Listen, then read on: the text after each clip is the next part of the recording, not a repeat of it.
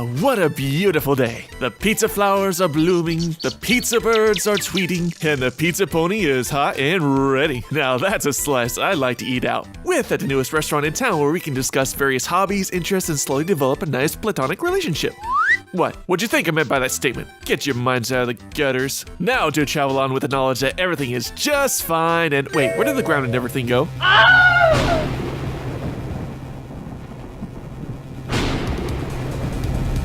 What is this? Who's there? Oh, just an old friend wanting to say hello. Show yourself! Oh, we'll be seeing each other more in due time, that's for sure. What do you want? What do I want? What do I want? Your body. That was... I don't even know. Chaos. That's what that was. Your brainwave activity started normal, then it went off the charts. So, what does that mean? There's no other way to classify it. You're insane. What about the crystal? Is there My anything... attempts at synthesizing it yielded no useful minerals or chemicals. It's completely useless. How long till complete and total loss of control? Projection. If current rate of brainwave activity continues, your mania symptoms will continue to take over in less than 340 hours. The medical wing is not equipped with any supplement to combat your condition. I'm sorry. There's nothing I can do. 2 weeks. Mr. Code, Judge. is everything all right? No. What's happened? Commodester will fill you in. Well, I'll be in the courtroom, I guess. Should try and enjoy what time I have left. Maybe some comics will lift my spirits.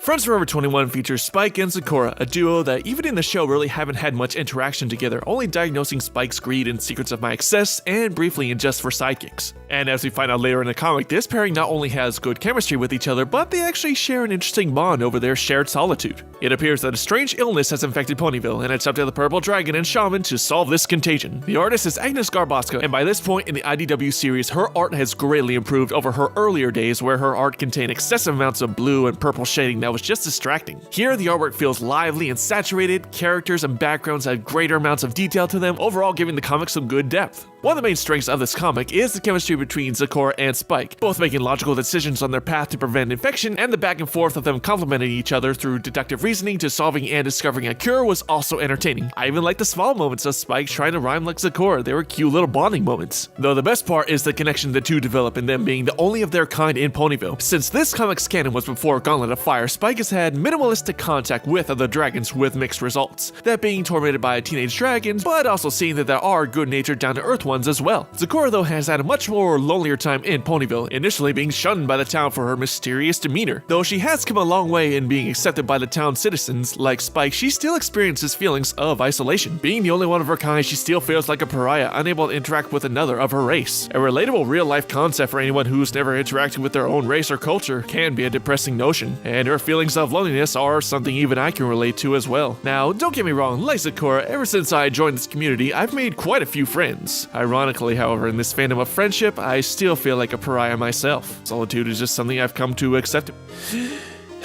Moving on, the only minor problem I have is the scene of Zecora discovering she wasn't infected by Fluttershy and saddened by the fact it's a trait that she won't be able to share with the other sick ponies. This just comes off as an artificial stilted way to hammer in the outcast loneliness message. I know what they were going for, but if the citizens of Ponyville had cancer or AIDS, I really don't think that's something she or anyone else would want to share in. Luckily though, she overcomes that notion quickly in lieu of concentrating on helping the town. Eventually it's discovered that Ponyville's hay was infected by spores, and a cure is quickly dispatched by the CDC. Overall, this is a good comic, an odd pairing that led to a fun adventure between two outcasts in Ponyville, and a story that also kind of hit home for me. Another solid entry in the Friends Forever series. Well, that's it for today, guys. Till next time, MC out.